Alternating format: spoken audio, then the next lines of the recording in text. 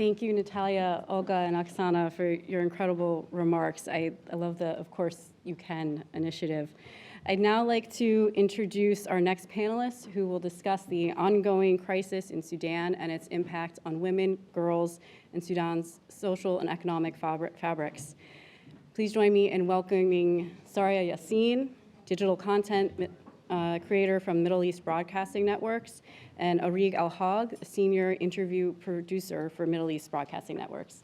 Saria and Arig, thank you for joining us. Thank you. Thank you so much, Kim, for introducing us. I would like first to extend my gratitude to the African Center at the Atlantic Council for giving us this opportunity to talk about the women in our country, Sudan. Now, please allow me to start by sharing the stories of two women. The first is Layla, a 42-year-old from a village in South Kordofan. Her life was brutally taken by Janjaweed militias on Friday, March 1st, 2024, this week. Layla was simply gathering Araday fruits near her village when she was attacked. Her tragic death is a grim reminder of the danger Sudanese women face daily while trying to survive. The other woman, I will refer to her as Fatima, was arrested, and her fate is still unknown. These stories are not the only ones, but they highlight the commonality of kidnappings, rapes, and markets selling women in Sudan, illustrating the bitter reality of violence Sudanese women face. Sudan is currently experiencing one of the most intense conflicts in the world, starting on April 15, 2023, between the Sudanese armed forces and the rapid support forces. This conflict has resulted in over 13,000 deaths and displaced more than 8 million people. Nearly half of them are children, as reported by the United Nations. The humanitarian situation has reached a critical stage, with nearly half of Sudan's population, approximately 25 million people, desperately in need of assistance. Women are experiencing a very difficult situation. More than 4 million women and girls are now at risk of sexual violence in Sudan, and countless others have been killed. And according to the US State Department, both the Sudanese armed forces and the rapid support forces have committed serious violations of international human rights and humanitarian law. In addition to this, Sudan is now on the verge of famine. Ediro, the director of the World Food Program in Sudan, stated that, quote, at this stage, less than 5% of Sudanese can secure a full meal a day.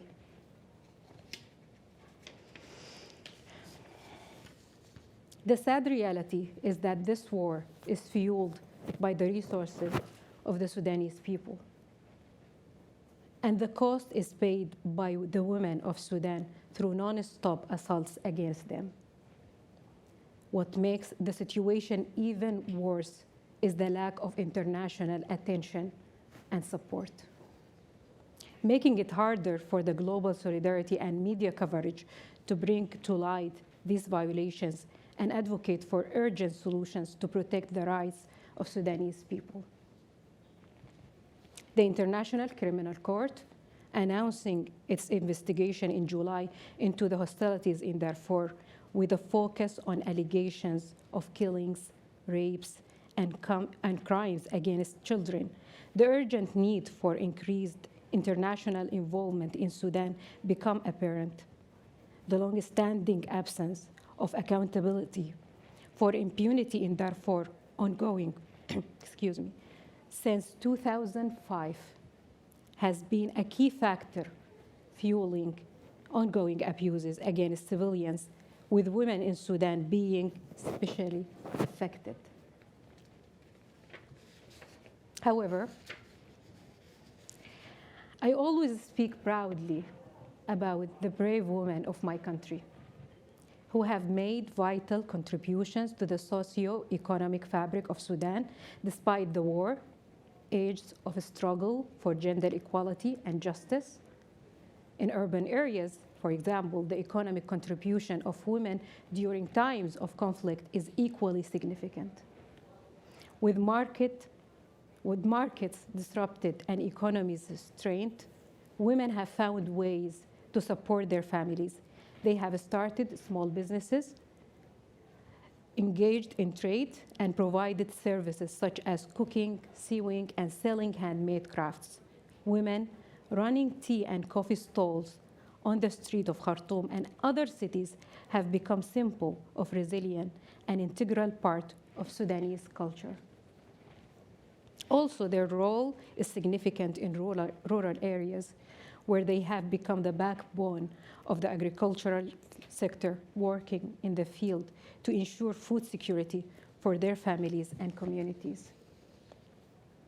They have taken on the roles of planting and harvesting, often under the threat of violence. Their contribution, in my opinion, is more than just labor. It is a declaration of survival despite the threat of death.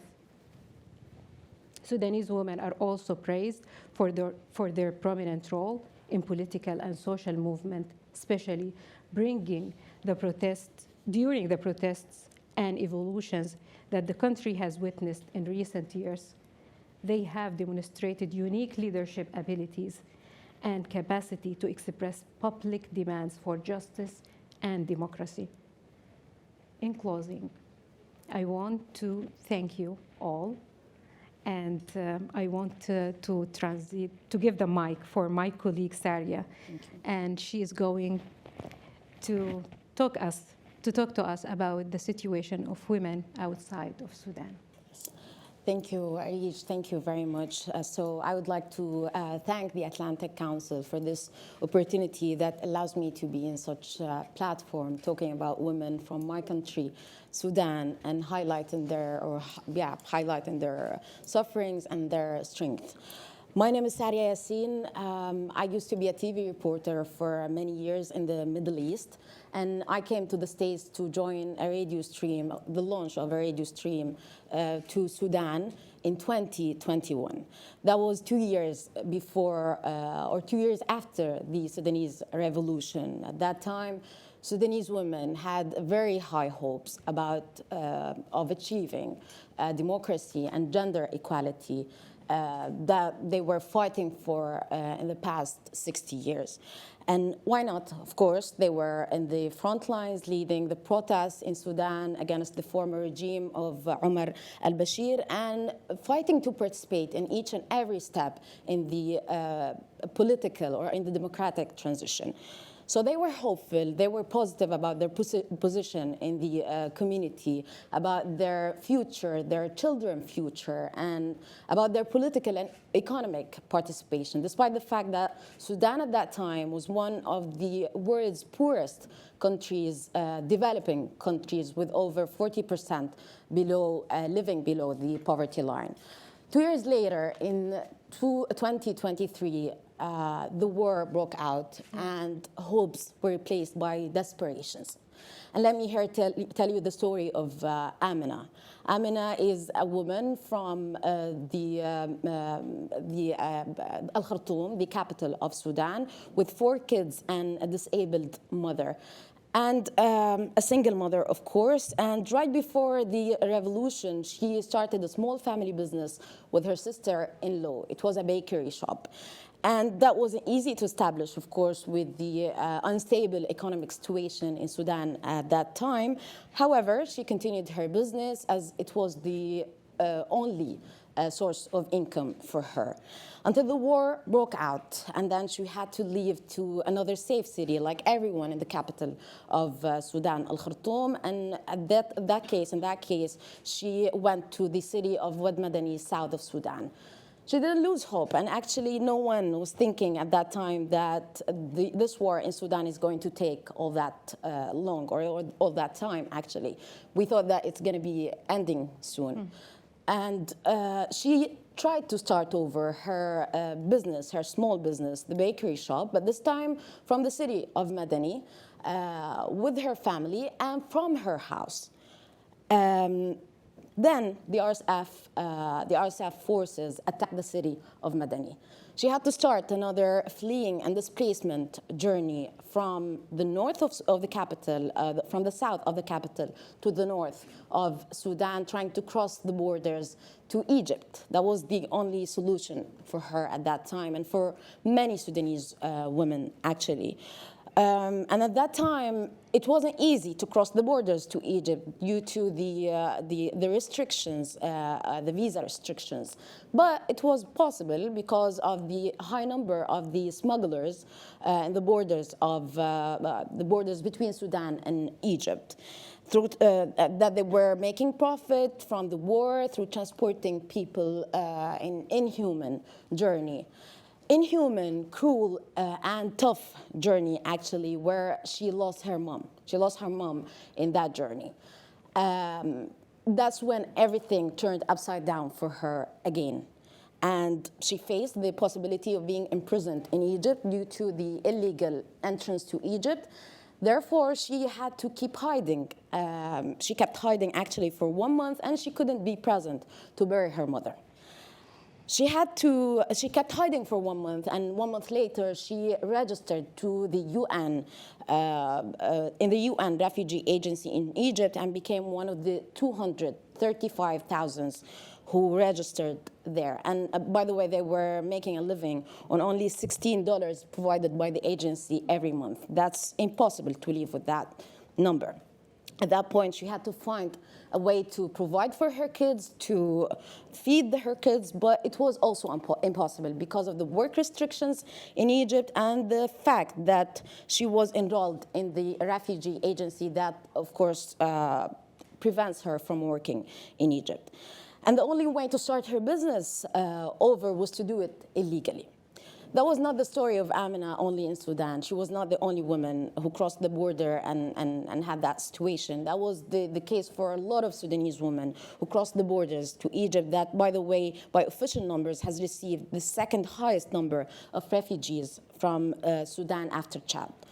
One of the positive sides that many Sudanese women in Sudan have used the power of digital marketing to, of course, overcome the work restrictions in Egypt and the lack of opportunities, benefiting from the high numbers of Sudanese population or Sudanese people in Egypt by launching small businesses, selling traditional food, selling traditional self-care products, which are the best, by the way, if you haven't tried any of these Sudanese self-care products. So the resilience and the strength of those of Amina are actually a reflection of the resilience and the strength of Sudanese women. Everyone those Sudanese women were known for the leadership roles in their communities, their engagement in economic activities or in the economic activities, and contributing to the country's development at that time in Sudan, and fighting also male dominance in jobs, and fighting for equal political participation in Sudan for decades.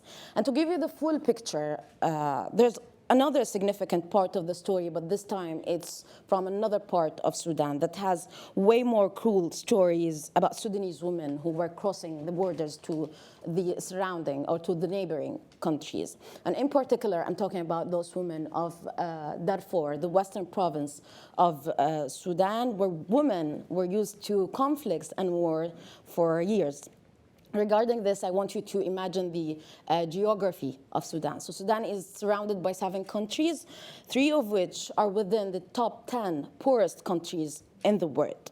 The West, Chad in the west, Central African Republic in the southwest, and South Sudan in the south. And those 3 countries are the nearest, the closest to the province of Darfur. So the refugees of Darfur had to leave to those close countries, and especially, or in particular, to Chad, that is alone hosting the highest number of Sudanese refugees and most of them are, of course, from the province of Darfur. And here, let me share the stories of those women and how their journey, or the fleeing and displacement journey, was more cruel, and how it changed the economic situation for them after the war. In a brief background, these women of Darfur used to receive the least levels of education and the least levels of healthcare. However, they still needed to provide for their families, especially when men were all the times in wars and conflicts.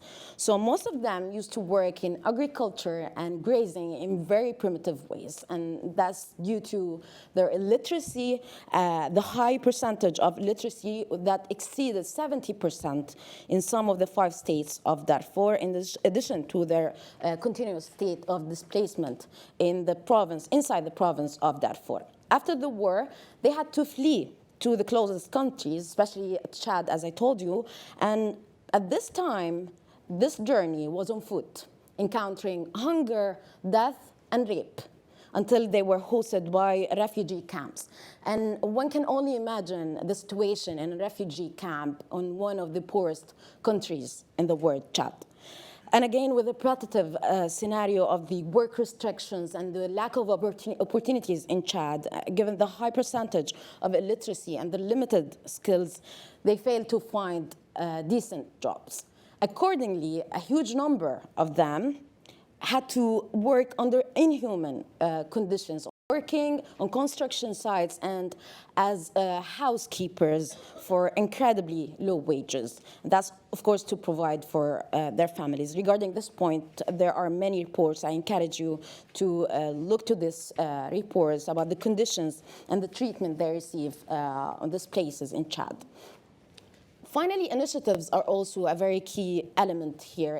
Initiatives were held by Sudanese women outside Sudan, helping those displaced women inside Sudan and the refugees, the refugee women in the neighboring countries. And I would like to mention an initiative such as MOVES, another initiative of Hayat Mohammed Darfur, the Darfur Lawyers Association, that also has an office in Chad. But their job is very difficult. There's no any financing, with the lack of numbers, statistics, and demographic analysis. It's not easy at all to implement anything or to achieve anything for the refugees and displaced women in Sudan. It's important here to note that this war is also a war on women in Sudan, with the different forms of gender-based violence impacting women's mental health, the future generations of women, and also the negatively affecting the access, the economic access, the women's access to economic empowerment, and also women from different social classes and different educational levels have lost everything. But they're still trying to make life possible, each in her own way. And I want to conclude with this. I remember my cousin last week was saying, Ya Allah, متين حنرجع? Oh dear Lord, when do we go back? I believe that she's aware that she has lost everything in Sudan, and that if she went back, she'll have to start from scratch. But with this, or even with this awareness, she was hanging all her hopes on that moment of return. And with the amount of losses, family members, friends, her house, her resources, everything, she's thinking that what happened with her, everything happened with her after the war, or since the breakout of the war in Sudan, is teaching her how, or taught her how strong she is and how capable she is. So yes, this war has taken a lot from us, from Sudanese women, but Sudanese women refuse any setbacks. Thank you. Thank you.